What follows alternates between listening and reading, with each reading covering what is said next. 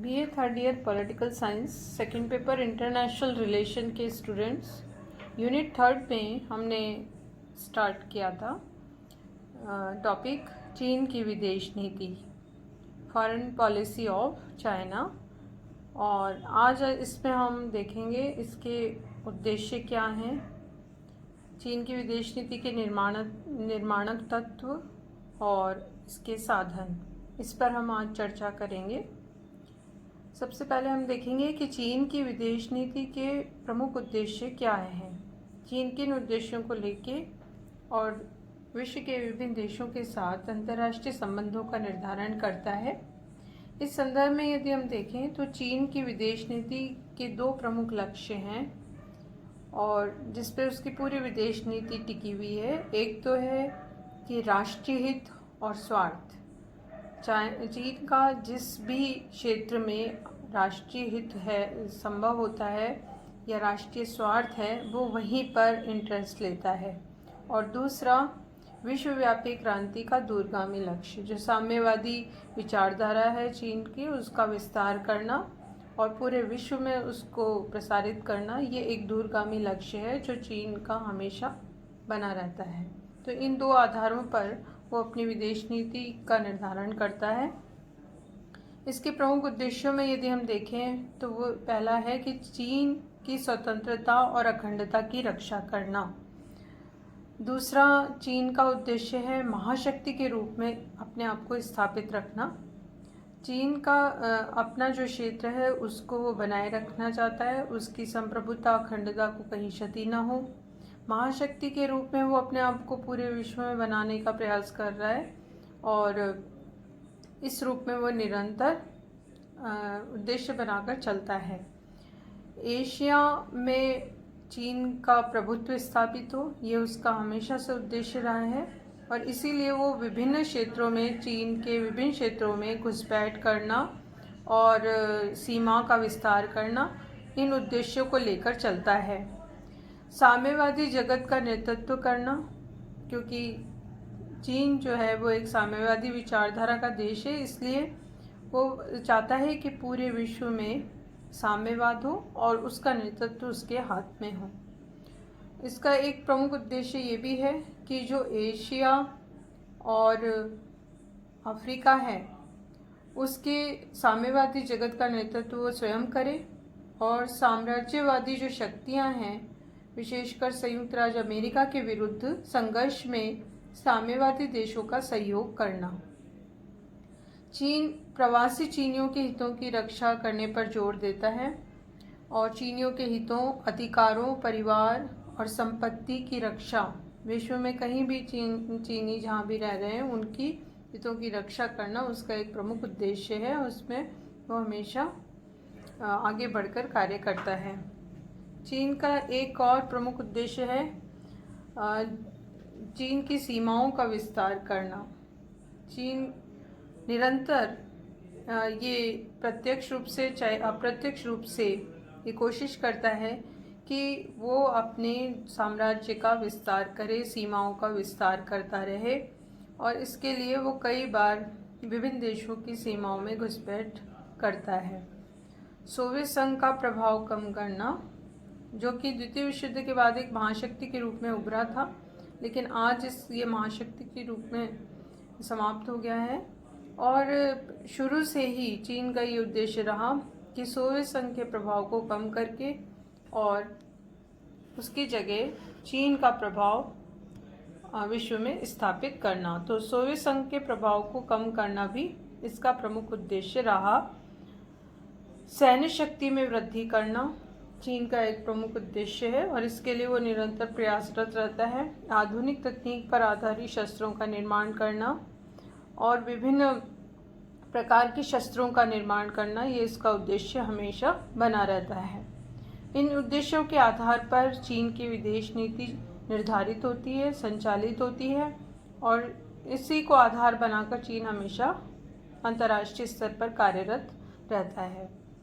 इसके बाद हम देखेंगे कि चीन के विदेश नीति को बनाने वाले तत्व कौन कौन से हैं या इसके निर्माणक तत्व कौन कौन से हैं।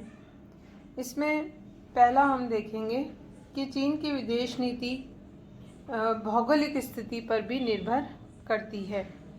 चीन, जैसा कि आप जानते हैं कि एशिया महाद्वीप का एक प्रमुख देश है। भौगोलिक स्थिति और इसके विभिन्न अन्य ऐसे तत्व हैं जो इसकी विदेश नीति का निर्धारण करने में सहायक रहे हैं।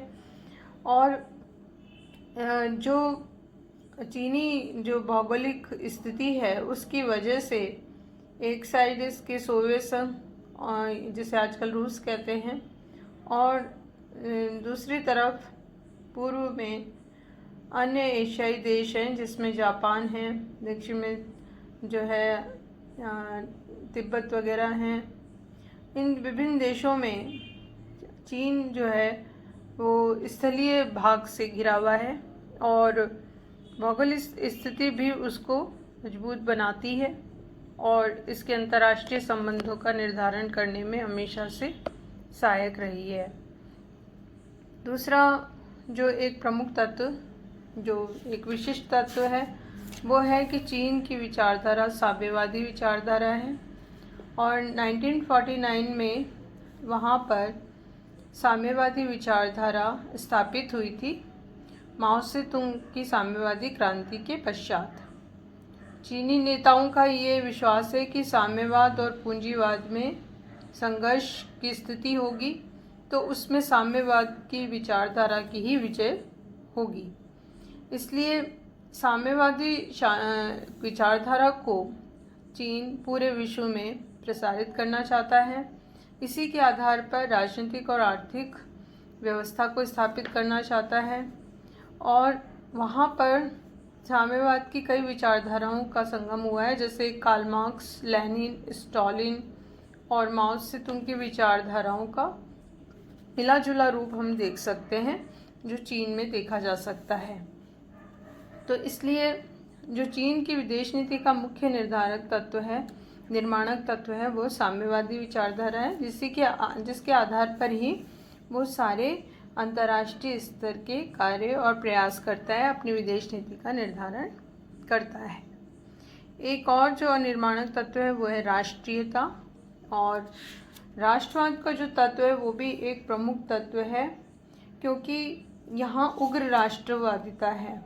चीनी शासक जैसे चंगेज खां और कुबलाई खां की विस्तारवादी नीति रही, उसके वो पोषक रहे और उन्होंने राष्ट्रीय सीमा का कोई स्पष्ट मानचित्र नहीं स्थापित किया था।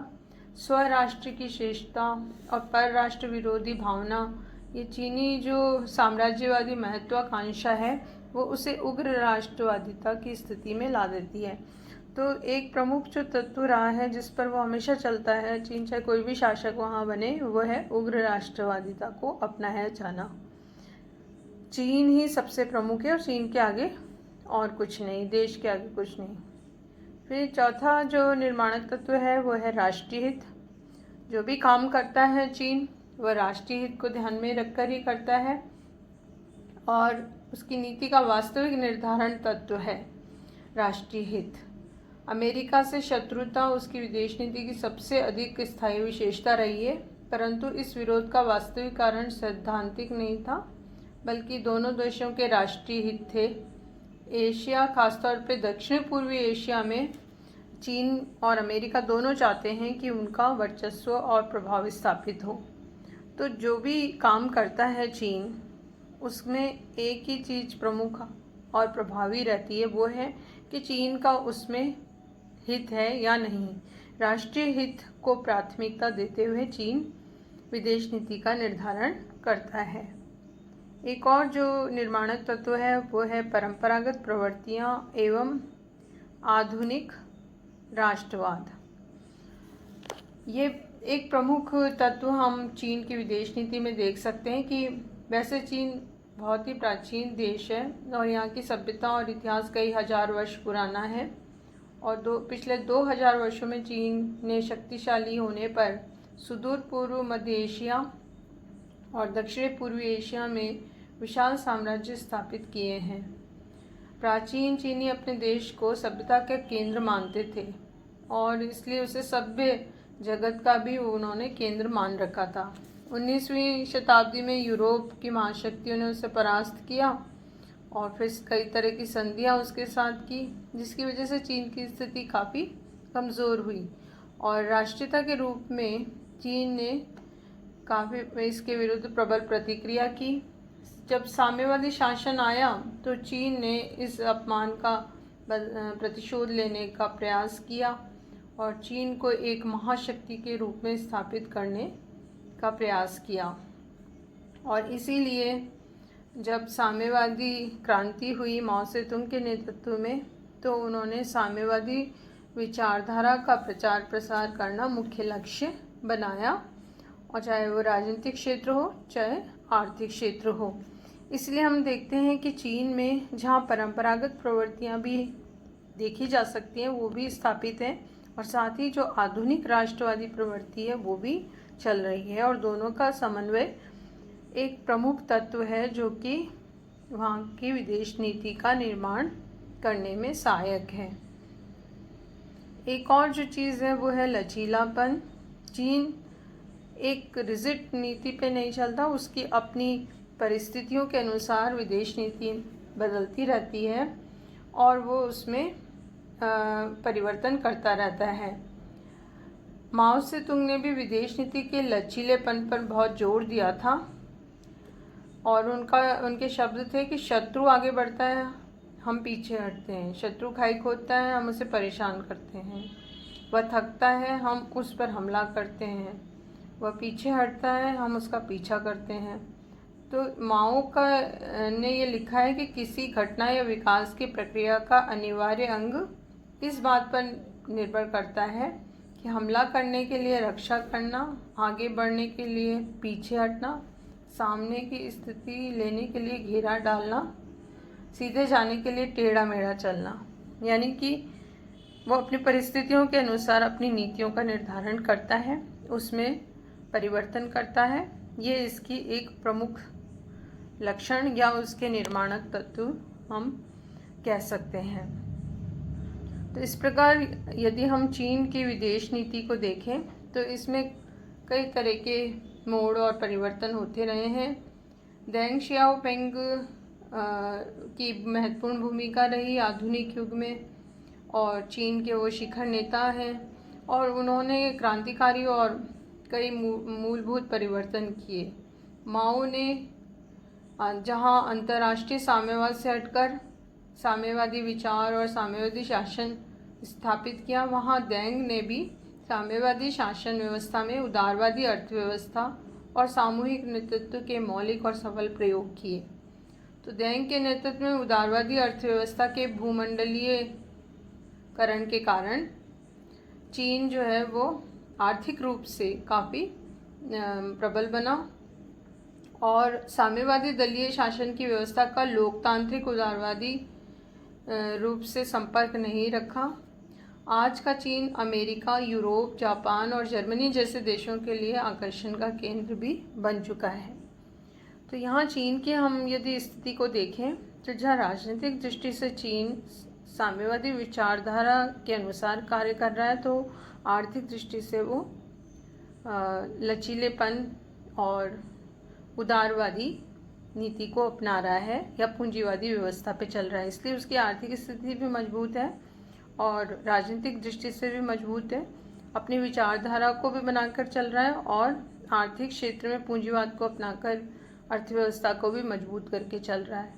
तो ये जो लचीलापन है वो इसको और अधिक मजबूत बनाते हैं, और इसीलिए पहले ये तीसरी शक्ति के महाशक्ति के रूप में था, अभी इसको हम विश्व की अमेरिका के बाद दूसरी महाशक्ति के रूप में धीरे धीरे देख रहे हैं।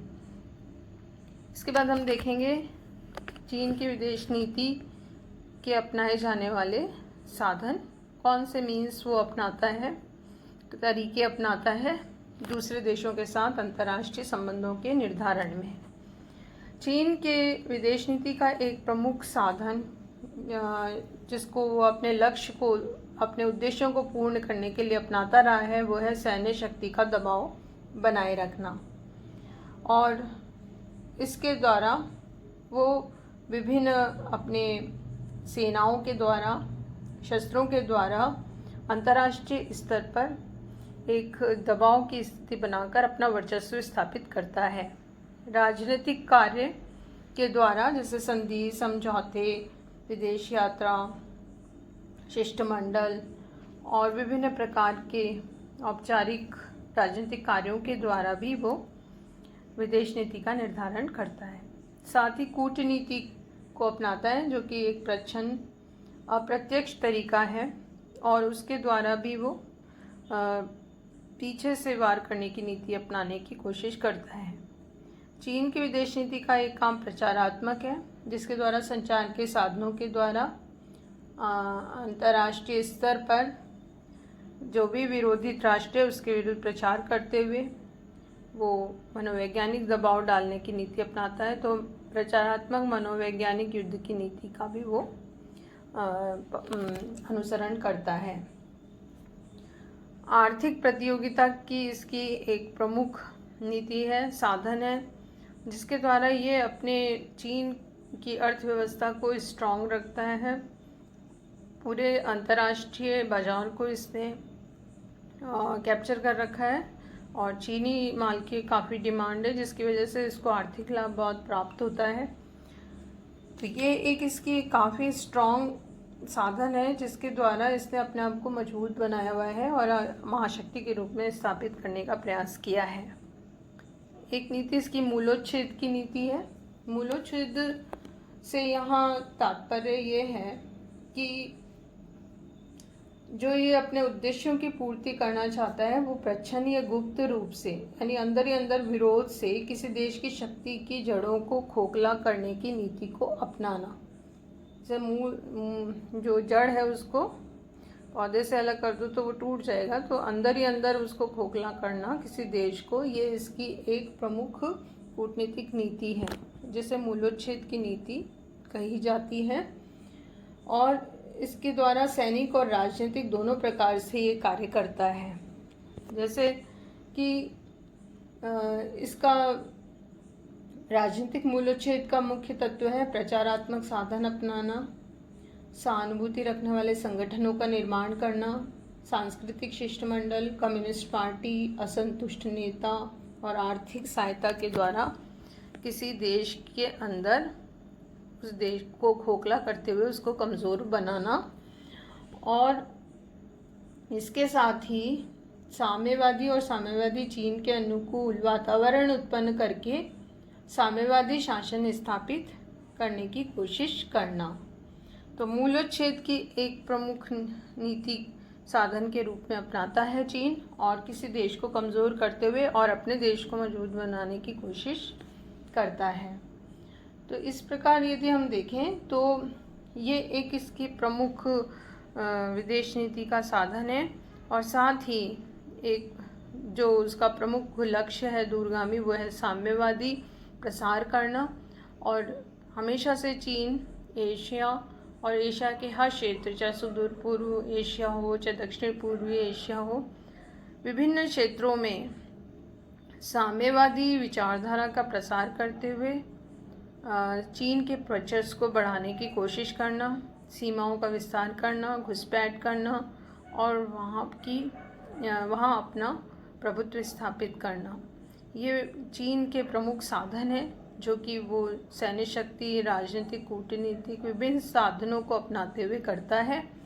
और आज भी वर्तमान समय में भी हम इसको निरंतर तिब्बत और ताइवान और इवन भारत में भी लद्दाख क्षेत्र का भी रिसेंटली उदाहरण देखते हुए स्पष्ट कर सकते हैं कि किस तरह से वो घुसपैठ करता है और अपना वर्चस्व और प्रभुत्व एशिया के विभिन्न देशों में स्थापित करने की कोशिश करता है। तो इस प्रकार हमने ये विभिन्न आधारों पर, जैसे उद्देश्य, निर्माणक तत्व और साधनों के द्वारा ये स्पष्ट किया कि चीन की विदेश नीति किस प्रकार की है।